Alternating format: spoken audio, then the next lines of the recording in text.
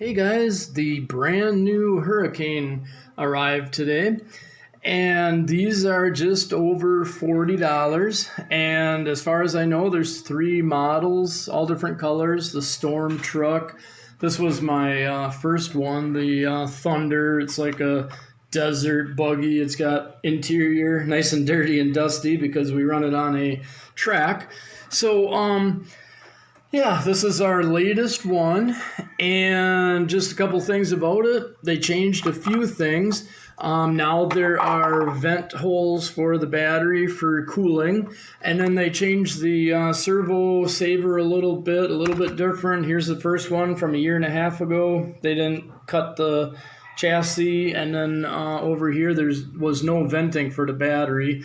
I did a hole on the top so I could put a Dean's connector. I can run a WL Toys LiPo battery or some other LiPo ones that I have. But yeah, way back in the day, this one came with a screwdriver, but then no foam on the transmitter. Now the newer ones, you get foam on the transmitter, but they don't give you the little screwdriver, and you need that because the battery goes in the bottom. If you just run it around in the house, I guess you could just use its clip. It'll hold that battery in, but tighten the screw if you're going to go outside and do some jumps. Otherwise, the battery is just going to fly out the bottom, and it's going to, wreck the cables and all that. Most RCs, you put the battery in here, but they put it in the bottom, and I don't know, it's fine. So what you get is a new improved battery, because my first one wasn't all that fast. It would run just a little bit faster than our PX Toys, and PX Toys only go like 20 kilometers per hour out of the box. So that's why I switched this one to a LiPo. Well, then when I got this one just a couple weeks ago, it has this new power cell battery. It's not LiPo, it's the lithium ion, but I swear it's better. This one did 25 kilometers per hour on my little GPS right out of the box, so way faster than PX Toys. So yeah, some nice improvements, and then you get your USB cord, and there are lots of parts available. It's got 3 pages in the manual of the parts that are available, and I see a lot of them online. And then I'll just tell you a couple cool things about it.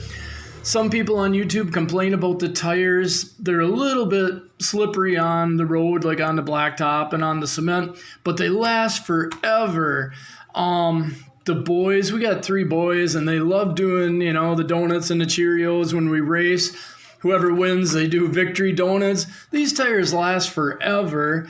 PX Toys are the worst I have for tires. I have so many bald tires, always buying new tires. These wear out. If you do some donuts and you use it once a day, in 2 weeks the tires are almost bald. So I've switched over other road tires on it. They got the 12 millimeter hex, so you can run like 1/10 scale road tires, and that helps.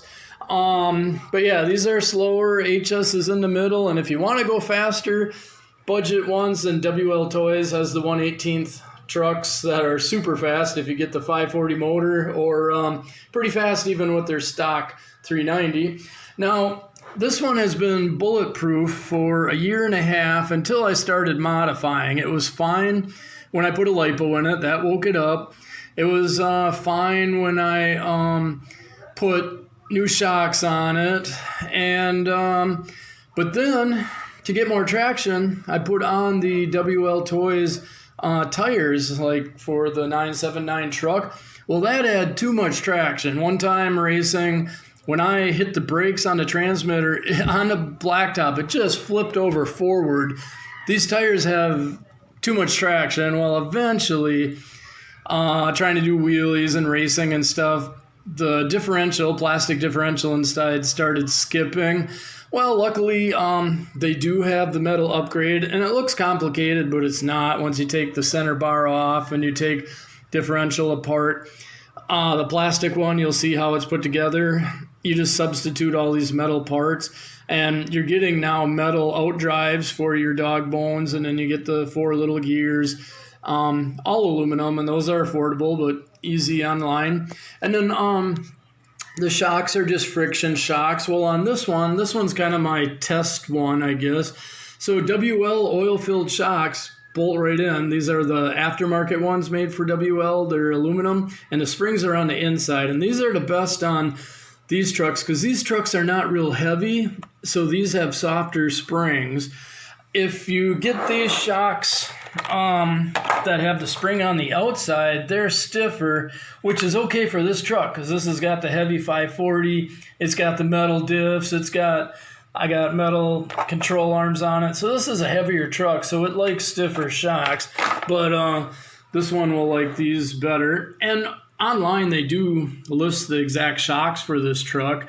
And they do have metal control arms, and, you know, they got these diffs.